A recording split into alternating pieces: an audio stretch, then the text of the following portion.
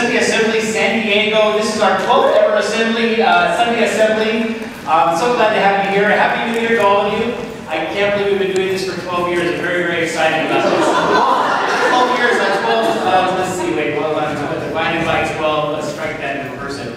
I want to make sure you know that we are documenting this event, so if you do not want to be photographed or videotaped, please sit in the meeting zone right over in that area there.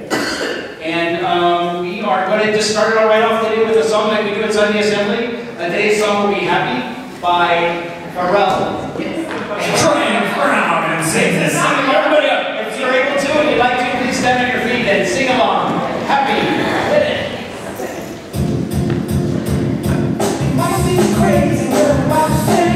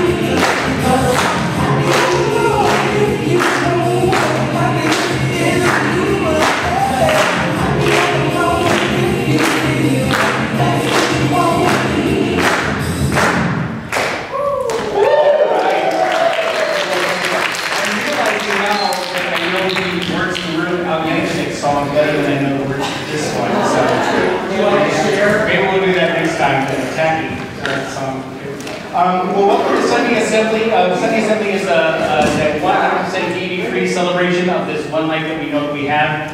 motto for Sunday Assembly is live better, help often, and wonder more. Is there anyone who here is new by show of hands to Sunday Assembly this week? Keep your hands up in the air. Let's give those people a high five for their December. So glad to have you here. We have a kids zone. The kids zone now, we're opening that up to children 1.5 years of age and older. So the kids are always welcome to stay here in the assembly, but if they like, we have a structured program next door. Today we are talking about engineering because our theme for the day is Ingenuity. So the kids are engineering a project, which they may share with us later. They're also reading the book Rosie Revere Engineer, and they're doing, if they get their project done in time, they may come in and share that with us. I believe they're setting up a table in the back too, so they can have a little science fair for you to show off their wares. Next assembly, excuse me, at the children's program, the February topic will be life cycles, insects, and frogs. Lessons, snacks, crafts, and fun as always. We're going to get right into the reading today. The reading today is going to be 5 surprising facts about Nikola Tesla from the National Geographic. That's going to be run by a person that says he's a fanboy of Nikola Tesla, Nikolai Strickler. Nick, come on up. Morning.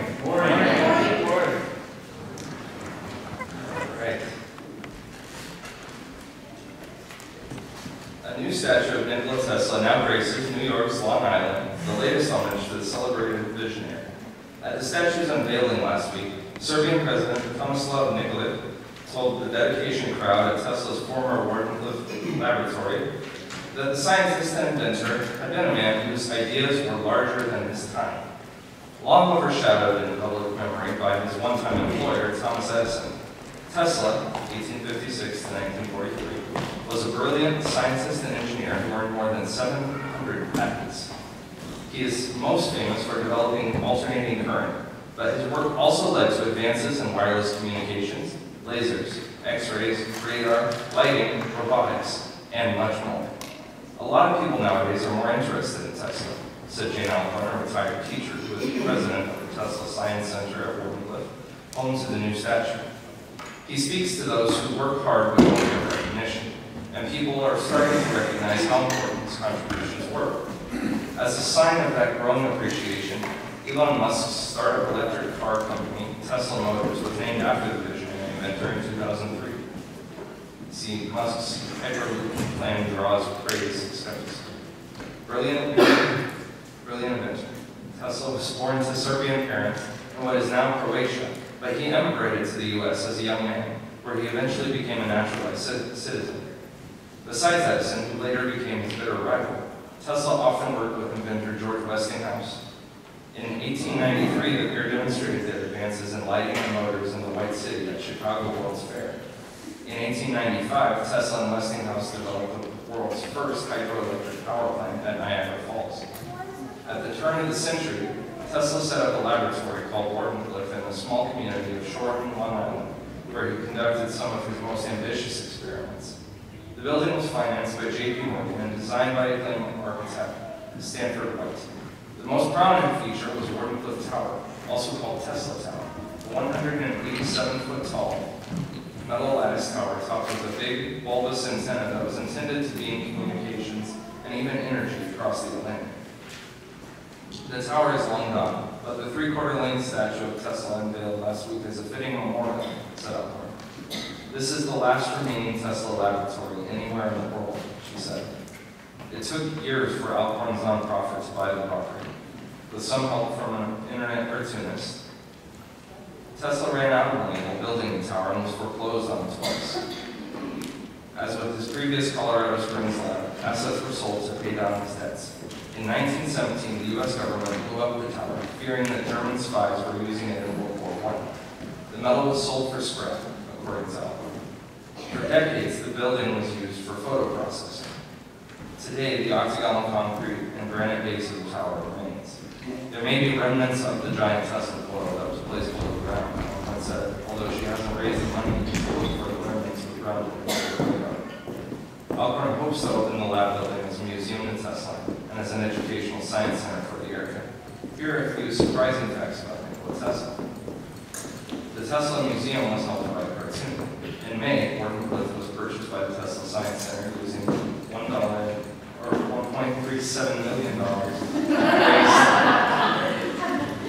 raised on the crowdfunding website Indiegogo. New York State then provided a matching grant. The campaign was launched by Matthew Inman, creator of the popular webcomic The Oatmeal. At the statue unveiling last week, Inman told the crowd that the money was raised by geeks who felt kinship with Tesla, a geek at heart. Perhaps building on that success, a separate Kickstarter campaign raised $127,000 from 722 backers to create a 7-foot-tall statue of Tesla for Palo Alto, California, to be unveiled December 7, 2013. Boasting a free Wi-Fi hotspot and a time capsule, the statue is intended to represent the power of the creative spirit and will inspire people from around the world to focus on humanity's greatest challenges. 2. Tesla is an environmentalist. According to Alcorn, Tesla was very concerned about the fact that we were using up the Earth's resources too quickly, and he wanted to make sure that we were using non-fossil, renewable fuels. So Tesla researched ways to harvest the natural energy in the ground and in the sky. He created artificial lightning in his lab and probed electrical potential differences in the Earth and across tall objects. J.P. Morgan reportedly took exception to that line of research, arguing that he wasn't interested in funding a power source that he couldn't meter. Number 3, Tesla died a broke humanitarian. Tesla did what he did for the betterment of humanity, to help people have a better quality of life, said Alcorn. He never seemed to be interested in monetary gain, although a possible downside of that was he never seemed to have enough money to do what he needed to do. Tesla had famous friends, including Mark Twain and French actress Sarah Bernhardt, but he struggled financially. Edison and Westinghouse were much more successful businessmen, which partly explains the strength of their legacies. Number 4, Tesla rarely slept and suffered from OCD. Tesla claimed to have required only 2 hours of sleep a night, although he occasionally napped. He loathed jewelry and round objects and wouldn't touch hair. He was obsessed with the number 3 and polished every dining room that he used to perfection, using 18 napkins. Number 5. Many of Tesla's inventions were classified. When Tesla died in 1943 during World War II, the Office of Alien Property took his belongings, Alcorn said. Most of his things were later released to his family, and many ended up in the Tesla Museum in Belgium, which opened in the 1950s. But some of Tesla's papers are still classified by the U.S. government. I know people have requested things through the Freedom of Information Act, and they were released heavily redacted, said Alcorn.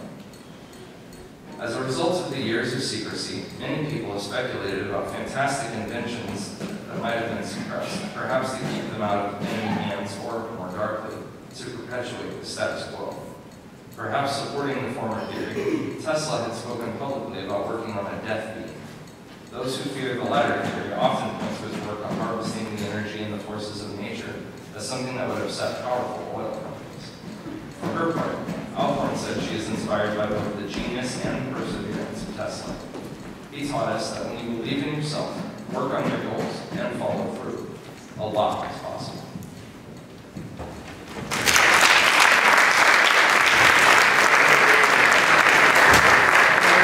Thank you very much, Dan. I'm so glad to have new people here today. I want to just kind of recap the last time we met was November. December we had a solstice celebration, which was Sunday Assembly hosted in cooperation with the San Diego Coalition of Reason, the Humanist Fellowship of San Diego, the San Diego Atheists and Agnostics, and Parenting Without Religion. It was a fantastic event. It was right here, sold out, and it was just a sea of people and just a great night of fellowship and connections and meeting people. I know a lot of you were there, but it was just a wonderful event. We live better, help often, wonder more. We crossed all the T's and dotted all the I's on that. I'm not sure there are. We had a gift drive for Stand Up for Kids, and everybody brought gifts, and they said that was the best response they had from any group that bought gifts for them. So great job, Assembly. Very, very good. A traditional holiday dinner for a group of people, and that went very, very well. We've had innumerable sloops and other events that we've all been part of. Recently saw Pulp Fiction with quite a few of you at the Cineplex up there in La Jolla as a small group meeting. It was really great. Our speaker today is Kevin Jonestrask. He's going to be speaking on paradigm shifts, perspectives on the structure of scientific revolution. Kevin is a graduate of Princeton University, where he graduated with a BS in physics. He has 30 years experience analyzing, specifying, designing, and integrating embedded systems.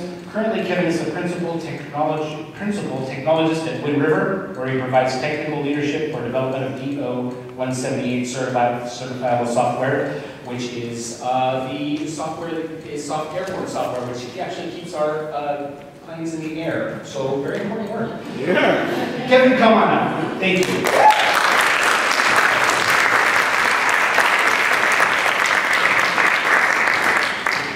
Are we on? Great, thank you. Thank you very much for that introduction. One quick clarification, my last name is Jonestrask. That's it. I'm here to talk today about a subject that many of you have probably heard some words about, like paradigm shift. In particular, this word or this phrase came about at the time of about 1962, based on a book written by Thomas Kuhn, The Structure of Scientific Revolutions. Now, prior to Thomas Kuhn writing this information, the general idea of science was that people were doing experiments, they were devising interesting ways of looking at things, the scientific principles, and basically increasing their knowledge to the point of coming ultimately to the final truth of what is science, what can we know with science, and there's an ultimate answer to that. Thomas Kuhn wrote this book at a time where it was like 1962. This is a little bit after the end of World War II. We were in the middle of the Cold War. Physics was a really important aspect of life, even though a lot of people didn't necessarily know about a lot of physics. But physics was important because of the atom bomb, the hydrogen bomb were very, very well known, very understood. The circumstances around that all were very interesting. And what he came up with is he looked at what was happening in science, and he found that it was a little bit different than what our perception was. We had this perception, again, of this progression towards truth. And he looked at science, and he looked at science for a particular reason. He was teaching a course called Science for Non-Scientists. He was doing a course that would look at the history of science from a perspective that an undergraduate in humanities might be interested in. And so they were using case studies and looking at the science that was done by much earlier scientists, Aristotle, Copernicus, and what were they doing, what were they thinking? He didn't find the progression the way that he had been taught. If you looked at Aristotle, what he found was Aristotle would look at his idea of science in his own particular way, and if you think about that time, that was when there were 4 elements: earth, fire, air, and water. It's a very different framework of understanding, and that framework would lead him to produce results that were very different from what we would come up with in science today.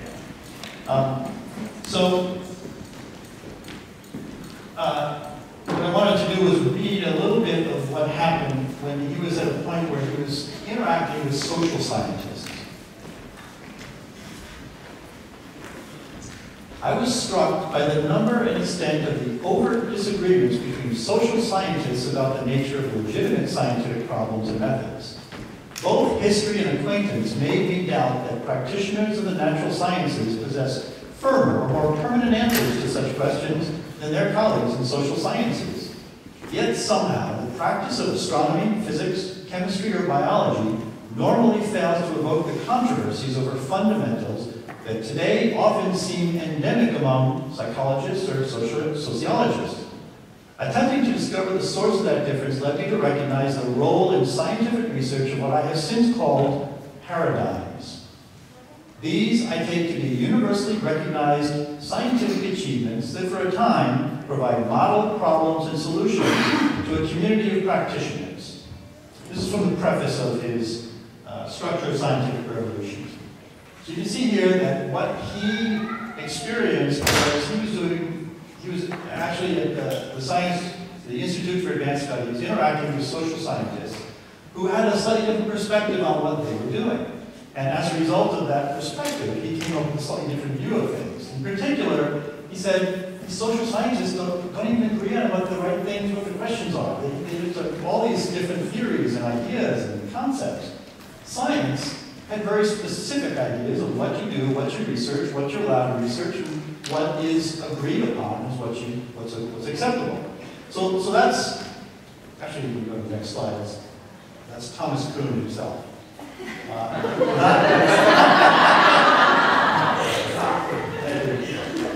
So Thomas Kuhn came up with this idea of this wholly different view of science than was present at the time of his doing. There was also a time when physics, as I mentioned, was very highly important, very highly regarded. I would say that now we're at a time where instead of physics being as highly regarded, I think we're in an age of biochemistry being where this interesting, fascinating, new, revolutionary things are happening. Okay, let's move on to the next slide. This is not Thomas Kuhn, this is a duck. And what I want to show you this duck for is this idea of a paradigm being a way of observing things. Good point. If you look at it a slightly different way, the duck bill becomes the ears of a rabbit that's looking up into the sky. So this is an image that can be looked at as either a duck or as a bunny. But conceptually, you cannot simultaneously see that as a duck and a bunny. You're going to see one or the other. This kind of represents a paradigm. A paradigm is one way of looking at things, an accepted way of looking at things. So one accepted way of looking at this would be, it's a duck. Another accepted way of looking at it is as a bunny. And one of the differences here between what we see with Thomas Kuhn's science is that with this image, you can go back and forth between the two if you focus in certain ways. With science, what we're going to see is that there's a progression and that there's a revolution that causes you to shift your perspective. And as a result of that shift, you've got a new way of looking at things, and you don't go back. You don't have that opportunity to go back because you have a new way that's an improvement over the old way. All right, let's go to the next slide. So the scientific method was enunciated by Francis Bacon in the 1700s. And he basically, you probably have seen something like this in one of your high school textbooks at some point, where science starts out with some ideas, usually some observations that somebody's come up with a theory. You use the theory to make a prediction. So you have this framework, this theory or framework that allows you to say, I'm going to make a prediction. You then design an experiment to test that prediction or to expand your knowledge from that point. Do the experiment, look at the results. Either you're going to confirm what you had theorized, or you're going to find something that's not quite right, and you're going to say, well, okay, let's do something a little different, let's change something a little different. Maybe modify the theory a little bit to account for the circumstances that are slightly different from what you expected. But this is the cycle. This is what scientists do. Thomas Kuhn calls these operations normal science.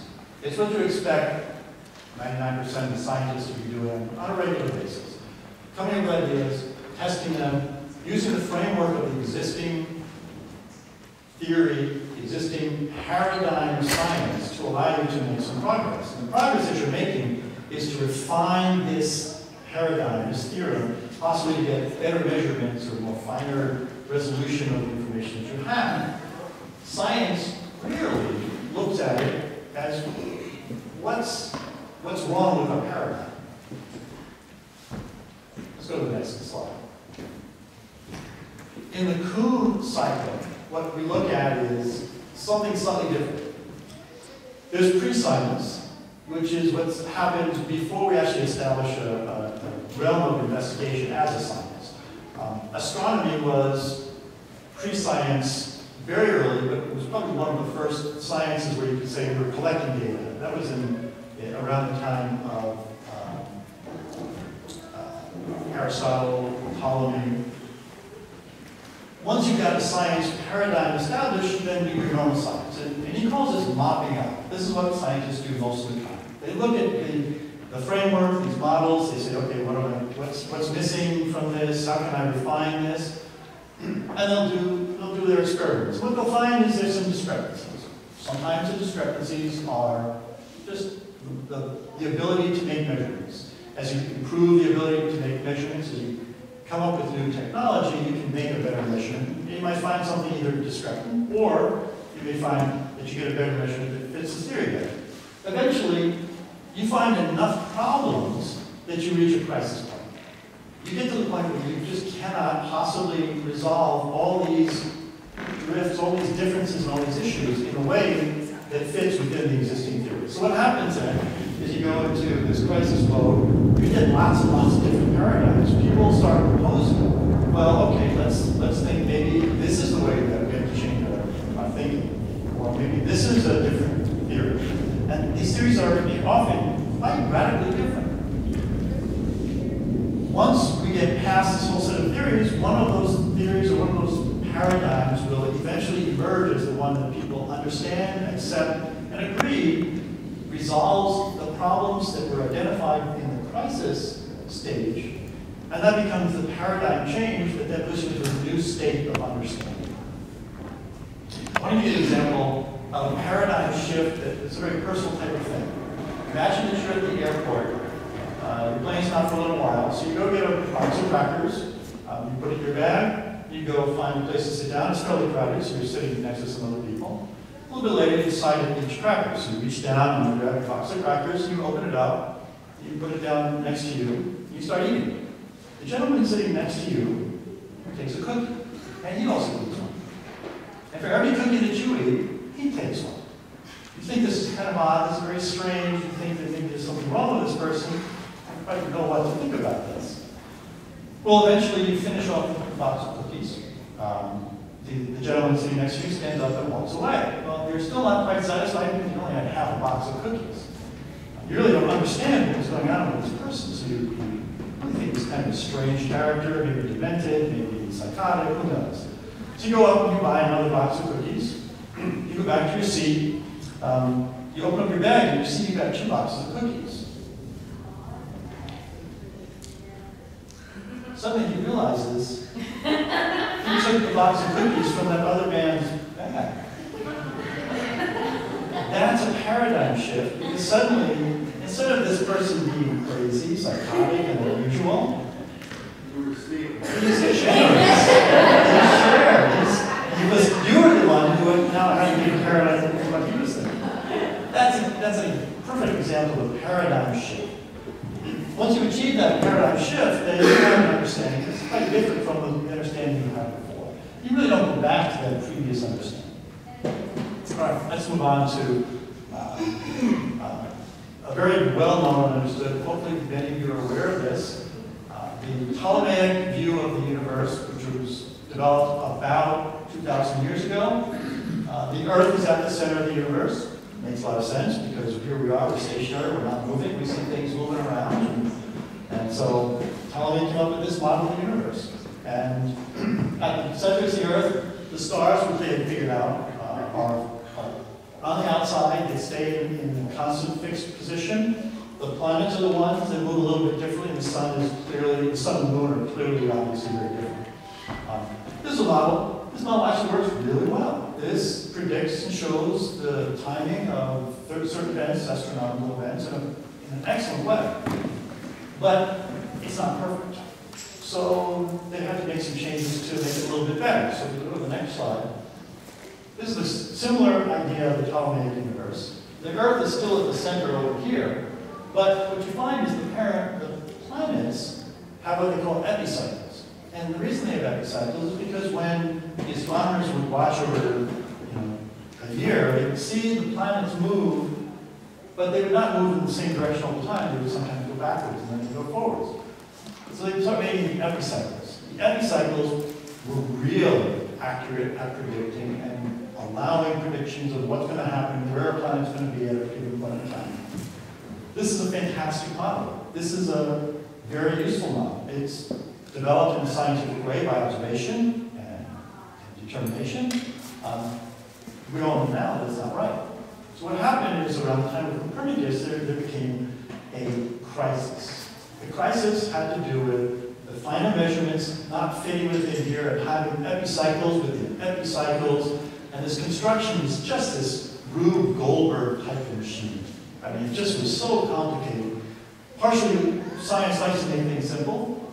This wasn't simple. So Copernicus said, I can solve all these problems by making one simple paradigm shift. Don't put the Earth at the center, put the Sun at the center. Which is where we now know on the next slide. Our solar system, we have the Sun at the center. The planets are all out there. Everything rotates around the Sun. And this is a huge paradigm shift. There were actually some cultural circumstances that drove this crisis, and that's true for some of these other circumstances. At the time of Copernicus, they were working on calendars and trying to get calendar direction.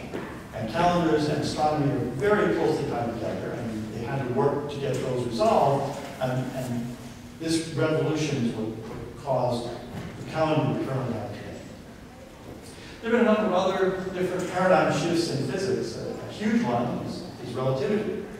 This had not only consequences within physics, but within the world at large, because the relativity suddenly changed our whole concept of causality. Relativity said, well, prior to relativity being defined, people believed that there was a cause and effect for everything. So if there's something, if there's a cause, if there was an effect, there was a cause for it. Relativity, and what Einstein showed was, you can't make that connection the same way that you think you can. It's a huge, huge conceptual change. Quantum physics. This is still an area that hasn't been fully resolved, but quantum physics said, suddenly, we have the uncertainty principle. Again, this is a huge conceptual change in the certainty of Newton, who said, you tell me where everything is and how everything is moving, and I can tell you how everything is going to be for the rest of time. Quantum physics came along and said, no, you can't do that. So the revolution here, these paradigm shifts, are these critical times in the development of science that produce a changed environment in which scientists work and allow them to decide what are the things of interest and what are the things that they might want to study. So, one of the ways you might say, how is this true, is by what will you study? And if you look at relativity, prior to relativity, people were looking at making measurements, refining things for Maxwell's theory of electromagnetism. After that, not only were we looking at that, but they were looking at ways of how can you look at the relativistic effects that we predicted by this, and trying to do experiments along those lines. So this theory works very well. It doesn't explain everything, and there have been a lot of criticisms about it. What people have been really concerned about is the concept that Thomas Kuhn presented, saying scientific development is like evolution. Evolution is not directed towards some goal of creating some creature. It is simply directed towards survival of the fittest. And Thomas Kuhn said science is just like that. These paradigm shifts are just like evolutionary bursts of creativity that produce a set of different possible things. The ones that survive, just like evolution, are the ones that we take on and continue to use.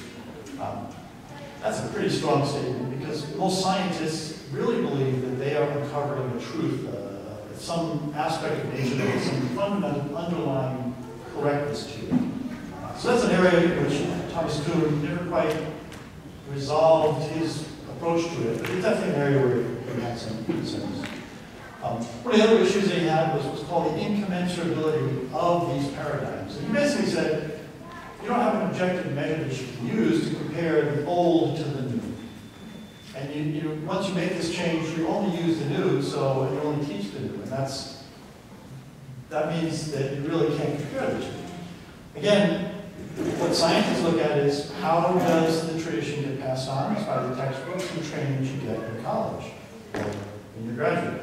And in fact, in those areas, what you'll find is you will teach not only the Newtonian mechanics, but the relativistic mechanics and the quantum mechanics. So his theory doesn't quite fit in as well with some of those other aspects.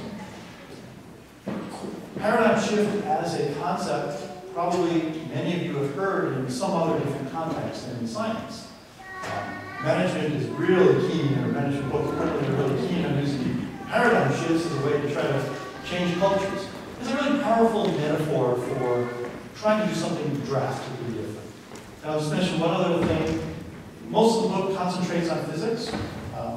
I think biology is where we're at right now, where we can be looking at for paradigm shifts in our understanding. Certainly the big paradigm shift in biology came with the evolutionary theory. And the evolutionary theory, prior to that, they believed in the Bible and in the story of the Bible as this creation, whereas after evolution, the evolution of the characteristics of humans, or all animals, changed over time, not based on some pre-planned description and flow, but instead by the circumstances of survival. So that's a huge paradigm shift within biology, and I think we're probably, in terms of technology, we're probably in the middle of a paradigm shift right now. If you look at 20 years ago, there was no internet. Your communication was, you had a phone, but you might not, probably didn't have an answering machine. Now, everybody's got a phone in their pocket and can communicate almost instantly. So what I'm leading with is paradigm shifts are not something to be afraid of. They're certainly very useful.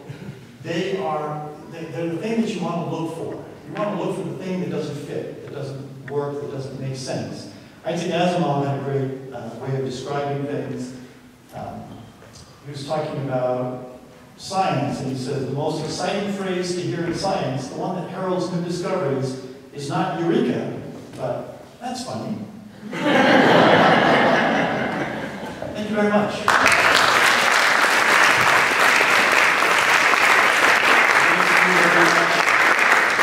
Kevin Jonestrask.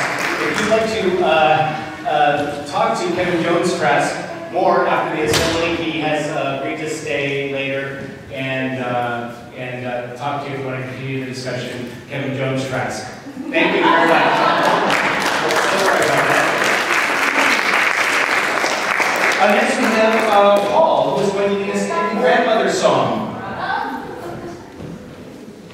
You see, there are some truths that are actually solid, and they're taught by grandmothers to their grandchildren. They're timeless truths. There's no paradigm shift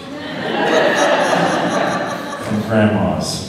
At least that's what they told me. So I'd like to just share some. I'll sing for you, and then we can all sing together.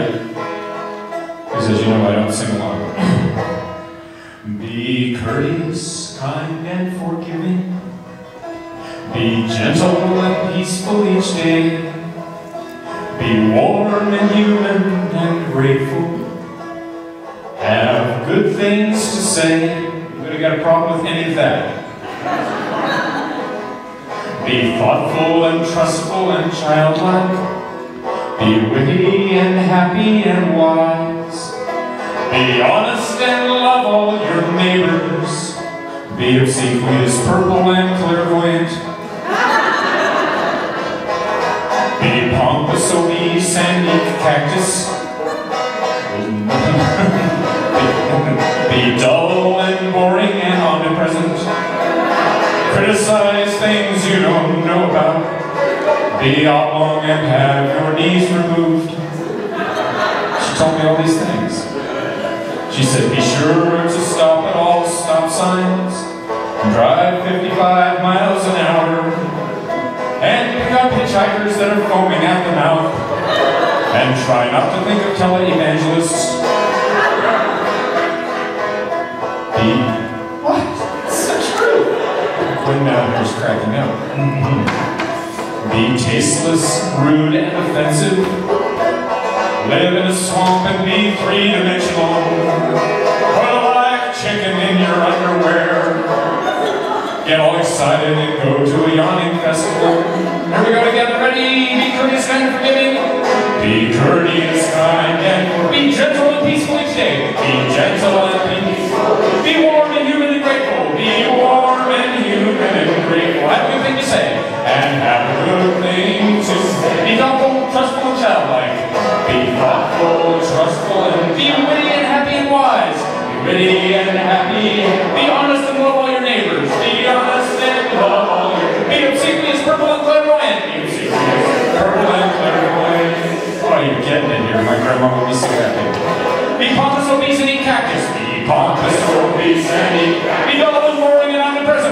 dull and boring, and I'm to criticize things you don't know about. Criticize things you don't know about. Be all along and have your knees removed. Be all along and have your knees removed. We're doing well.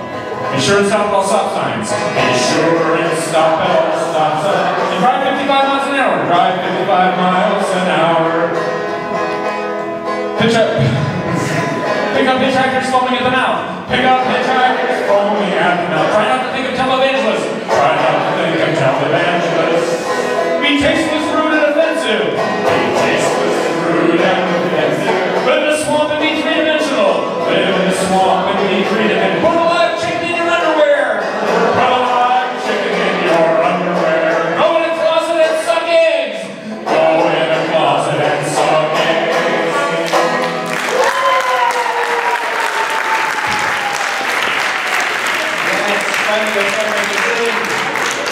Thank you, Paul. That was awesome.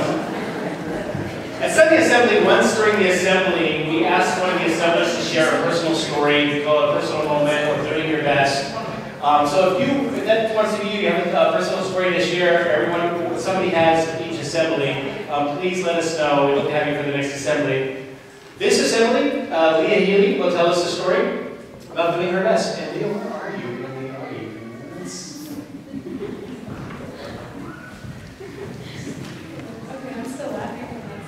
Okay, so I don't know if this is my best moment, but it was a moment that happened to me about 5 years ago, I think.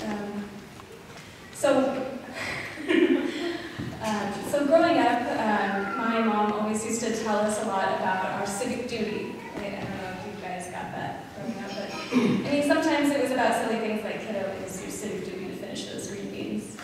But a lot of the time she was really serious about it, and one of the things that she was really serious about was voting, that it was really important, what women especially went through to get the vote, and that was your civic duty. That was something that you just did every year, once you're 18, obviously.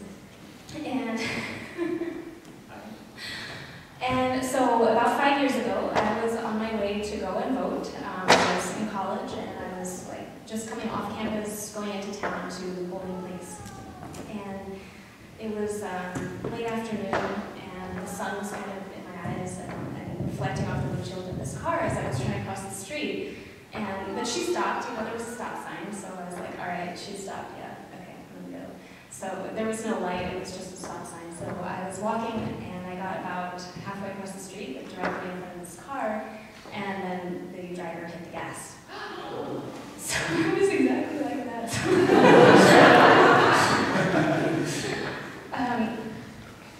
So I guess what happened, what I found out was, so across the street there was a homeless man. He was holding up a sign on cardboard, and I think it said something along the lines of "Go Giants," because they were in the World Series, and she was a big Giants fan, so she was like, "Yeah, Giants!" And just, yeah, not looking ahead of her. So, I kind of rolled up onto the windshield of the car, and I guess it's shock or something, but I was just like, not panicking, I was just like, wow, I'm on the windshield of the car. That's what's happening right now. Okay. And then she realized that I was there. This took a few seconds. So then she's like, freaking out, and she slams on the brakes. So then I go flying off into the intersection. And I was sitting there and I was like, yeah, I think I'm okay. She wasn't going that fast, but she had just started off from the intersection. So I kind of crawled to the side of the road and I sat on the curb and I was like, all right, I can still move everything. That's pretty good. And she stopped the car and she got out, and it was a kid. I mean, she was like a teenager, and she was crying and freaking out like she didn't know what to do. And I was just like, dude, I'm okay. I can move everything. You're fine. So she left.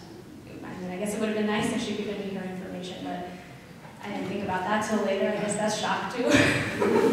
So she left, and I was like, yeah, I'm okay. What do I do? I mean, I'm pretty sure the health center's closed on campus at this point. I don't really think I need to go to the hospital because I'm pretty much okay. But I have a civic duty. I have not voted yet. So I was like, all right. I mean, it's only about 6 blocks, so I don't have to walk walking, and as I was walking, I was like, I guess the adrenaline was leaving, and I was starting to feel it, and I was like, this is not the business. But I made it there, and limped into the polling place, and I voted because that is what you do. And then I went home and made dinner or whatever, and I was like pretty much okay. I'm gonna go to the health center tomorrow. I woke up the next morning and I was like, oh, I can't move. This is really bad. But went to the health center and got checked out, and nothing was broken. That was good. And they were like, we're really surprised that your knee is not in worse condition. How did you manage that? It's so really strong. And I was like, you know what? My boyfriend at the time, my fiance, was like, girls can lift too, and you should join me at the gym. And so it was all that strength training that actually saved my knee and other things. So vote and work out.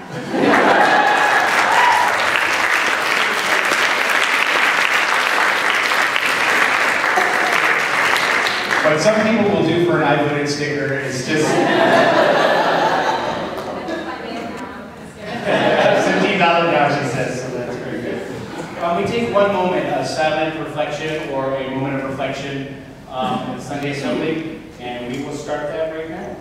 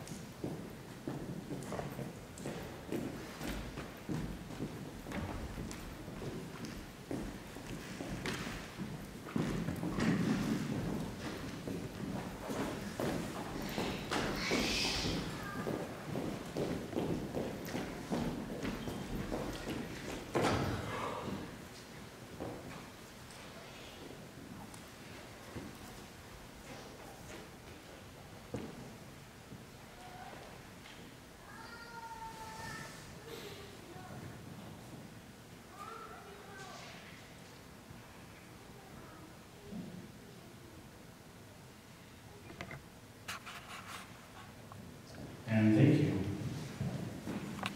So this is the moment in the assembly where I get to share a little something. I want to touch on something that Kevin Jonestrask said earlier about technology. And 20 years ago we didn't have Facebook, and I was born in 1960, so I lived through the 60s, and that was an amazing time. And I met a gentleman yesterday who was 95 years old, and I thought, okay, I was born in 1920, lived through the Depression, World War I, World War II, and he lived through World War II and all the wars and periods. What a fantastic time to be alive. And to go with that is some of the things that we have for the technology today, some of the amazing things we have, they're about keeping us in touch, they're about the connections that we have with other people. That's really this phone that I keep in my pocket all day long. I'm in communication with my wife. I've never had that before this time. It's an amazing time to be alive. I was sitting in a concert in December at my son's college. It's his first year in college. It was one of his first concerts. It was a high school concert that we've been to before that, and it's exponentially better. They're just almost professional grade concert. I was sitting in this beautiful concert hall, and the music's fantastic. So I'm listening to music from decades ago. So it's a communication, a connection I have with the music. I have a connection with my son up there. I know his roommates and his friends, so I have a connection with them. And then I started thinking about the bassoon that he plays, and he has, and I was thinking about the guy in 1936 Czechoslovakia that made the bassoon, because that's where it was from. And I decided, well, I bought the bassoon with my wife, and we have a connection to that bassoon. And this guy in 1936 was boring the holes in the bassoon. And then I started thinking about this guy going home, and and being with his family, and sitting at that table that somebody there in Czechoslovakia, or maybe Germany, or who knows where, made for him. And I just had this overwhelming feeling of connection with everything and everybody. And I was just bawling in the concert hall. And I was thinking, it's these connections that we have, and this technology that we have to be able to have these connections that are important. And what a wonderful time it is to be alive. It's a fantastic time to be alive. I was talking to Paul earlier today, and Paul, we were talking about some of the technology. So we have these technological advances today that we share, but at the time of the wire recorder, for instance. That was the pinnacle of technology. And Paul is sharing with me a story about that.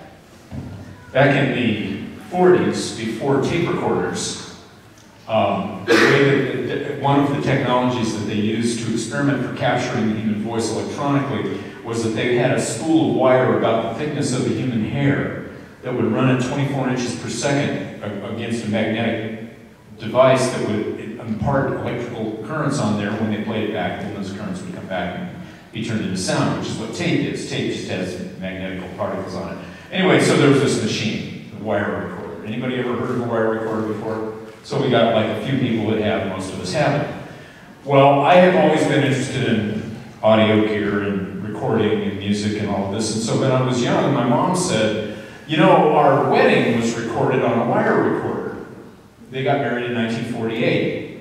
And that was the cutting edge technology at the time. And I thought, oh wow, that's kind of cool. So I always had wire recorder in my brain. And at one point, maybe, I don't know, 15 years ago, I had an opportunity to purchase a wire recorder that was in beautiful working condition. So I got this wire recorder and I got a whole box of wires of recordings of families at Christmas time singing Christmas carols around the piano. It's just stuff that you'd do if you had a microphone and a thing to record on and Dad was a recording idiot.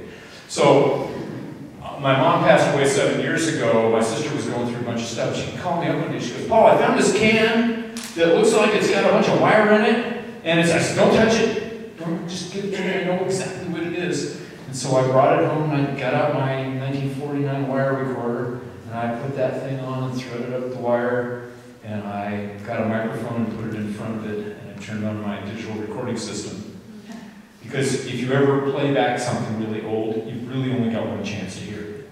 Because the chances of it destroying itself in the process are really low. So I hit record on my new system, my digital computerized recording system, and I sat in my studio and I listened to my parents' wedding. Wow. That was something. Didn't talk about connection. And that's the connection. And at that time, that's fantastic, Paul. Thank you for sharing that. And at the time, what a great time to be alive. You were able to record the human voice. I brought in a Thomas Edison, Tesla, a Thomas Edison standard phonograph that I have. This is a working model. It's from 1894, and you wind that up. It has the cylinders that come with it. These are very delicate, so I'll try to be careful because I've broken the number of these, finding out how delicate they are. Where they actually recorded performances from army bands, some comedy performances. They have a bunch of things. This is like the first time that they were able to mass produce these things and share them with people. And the way they mass produce these things, they would have a bunch of these recording devices in a room. So they'd have 50 recording devices in a room. The army band would get up, they played the 3-minute piece, because that's how long these things were. And then they would take all the cylinders off, they put them in these canisters, and then they would do it again. And then they would do it again, and then they do it again. So these are individual performances too. So even if you have one and the same band, it might be a different performance, there may be some mistake on it. So it's really neat. But at the time, what an amazing time to be alive. I mean, it was just an amazing time to be alive. And next slide, please. This is a koi pond. This is up there at the Fellowship. I'm sorry, the Humanist Fellowship in Solana Beach, where they have a garden and you can walk around it. I was there with my nephew. And this is a koi pond, and this is my nephew. He's engineering a bridge for the koi to be able to walk out on the land, because he's still getting the concept of fish down. So we spent probably about 45 minutes taking individual pebbles and little pieces of stick and little acorns and carefully placing them so that we made this bridge for the fish to crawl out of the water and come up on land, should they choose to do that. And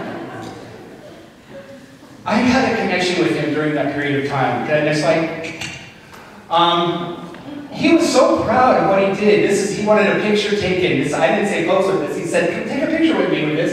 This is him next to his bridge. And you can see how fantastic it is. It's got the sticks. You can see they can actually get all the way out on that thing. But every time's a great time to be alive. There's no technology here. This is just having that human connection. And I submit to you, that's what Sunday Assembly is. We're the pebbles, we're building the bridge, And this is a great time to be alive. And thank you all so much for being here today.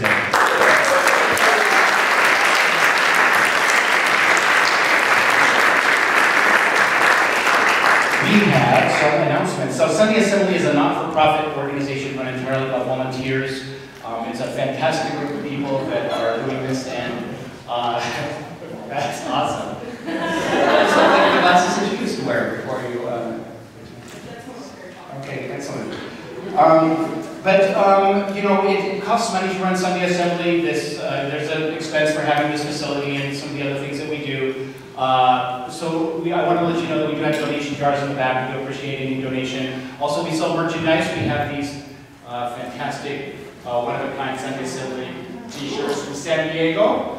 There's 67, I believe, assemblies in the world now, in many continents and countries. Some new ones starting up too, I've heard. And some new ones starting up. We were just at Las Vegas a couple of weeks ago, and somebody else went to the Los Angeles one. There's 5 in California. But we're a 501c3 organization, so any donation you make is tax deductible. We have the donation jars. We also have square card readers. If you just make a one-time donation, we can do that right on spot if you don't have any cash with you, and make a donation by the credit card. The merchandising, and then the biggest thing we're asking is if you can, make a reoccurring donation on our website in any amount. That's very helpful, and that's something that we can count on in budget.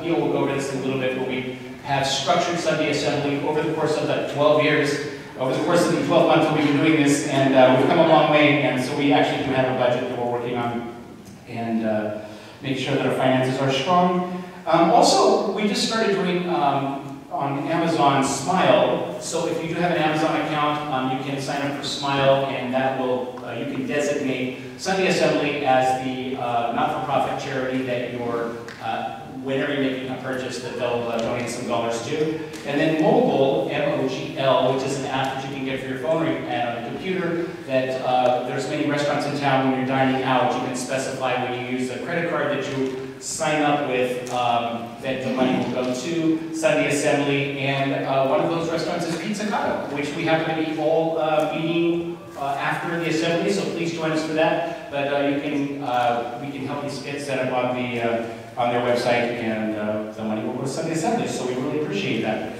The next assembly will be Sunday, and by the way, if you can make a donation, that is great. Thank you so much for being here. Please come back again next week. Our next assembly will be Sunday next month, February the 22nd at 11 a.m.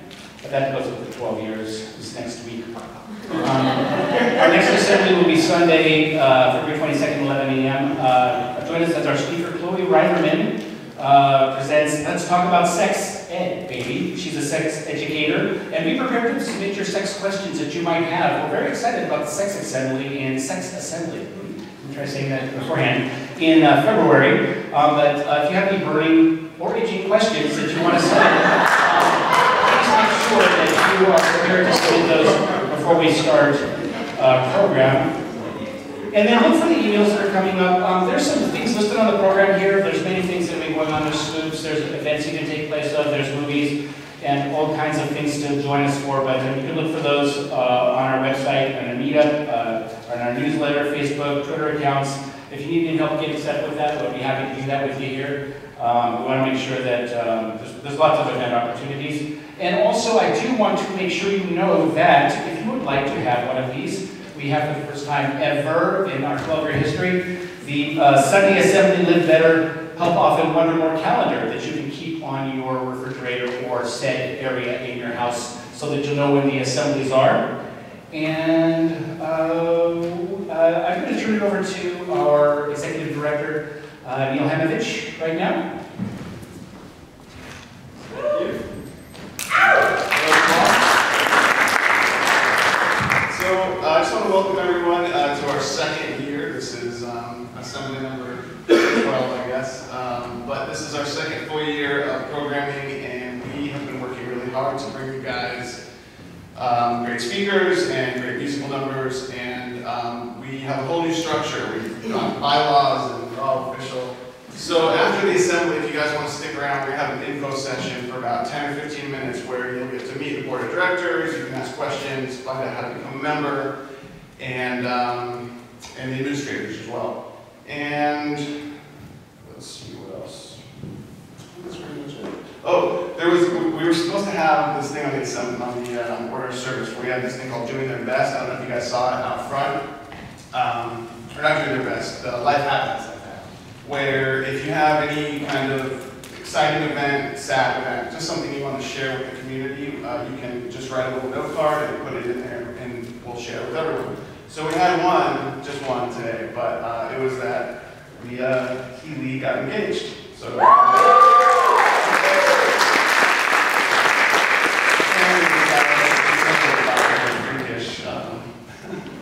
needs to go vote out.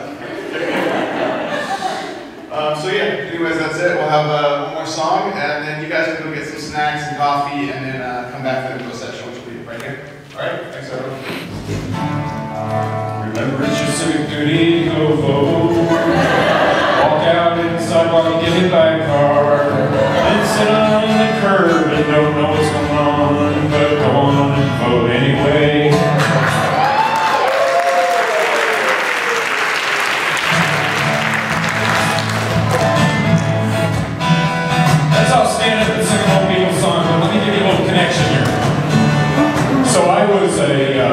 Church musician for 40 years, and now I'm not anymore. I'm here, which is good. But I did a lot of camps, and I did a senior high camp one year, and we would always have the obligatory camp talent show.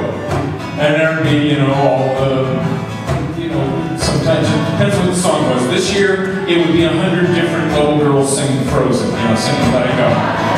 It was The Rose. It was, there was just so many songs that I just can't live with anymore because of the shows. However, we had this one camp, and there was a young man there who was a pretty severely special needs kid. And he came to camp with one of the counselors, and the kids were generally pretty nice to him, but didn't really quite know what to do. And he came up to me and he said, "Paul, I want to sing a song at the talent show." And I said, "Okay." I said, "I will help you do that. What do you want to sing?" Because I want to sing with a little help from my friends. I said, "You got it, man." And so he got up in front of 100 of his peers. None of them were his peers. And he sang that song and he worked his way through it. And wherever I had a hard time, the folks started singing along and everybody was just right. So it was really quite a moment. So that song means a lot to me for that, But other than that, it's just a great song. Oh, what would you think if I sang out of tune? Would you stand up and walk out on me? Lend me your ears and I'll sing you a song, and I'll try not to sing out of key. Oh, I get high with the help from my friends. Ooh, I get high with the help from my friends. Oh, I'm gonna try with the help from my friends.